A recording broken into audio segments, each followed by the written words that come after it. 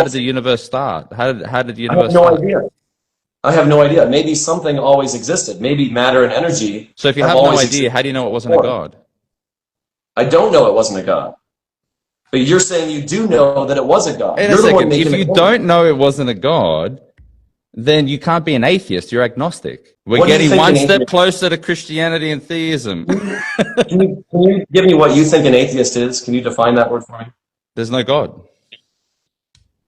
No, that's not what an Atheist. atheist is. That's An exactly what an atheist is atheist is. someone who's not convinced that there's a God. No, that's an agnostic atheist. Okay. So When you agnostic speak into an atheist is that there's atheist, not enough sufficient evidence for a God to exist. If you want to define atheist and yourself as an agnostic. agnostic atheist, that's why you've got Dr. Bart Ehrman, Alex O'Connor, Cosmic Skeptic. The best I am an agnostic. arguments for the atheistic worldviews maintain an agnostic atheist position.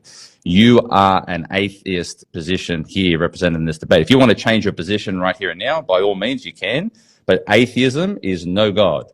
And you just said that you don't know that a God didn't create the universe. So I'm not changing my position. You're just telling me what you think an atheist is, and you're wrong. So an atheist is someone who's not convinced that a God exists. I'm also an agnostic atheist, like Alex O'Connor and the rest of the people you mentioned, in that I'm not making the claim I know that there's no God. And that's not what an atheist is. So, agnosticism is not some middle ground between theism and atheism. It's not like there's a theism and then in do you the know what middle there's agnosticism is? and atheism on the other side.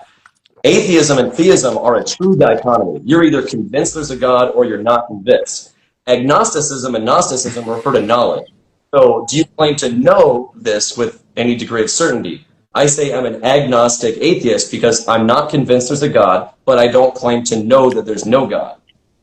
Yeah, so that's the reason why you need to define yourself as an agnostic atheist, that there's not enough evidence, or I don't know of any evidence that is sufficient to demonstrate there is no God, there is a God. That's agnostic atheism. It makes harmonious sense. But you said today that you're an atheist, and now you're changing it to agnostic atheist, which I'm fine. Agnostic atheists are also atheists. No, they're not.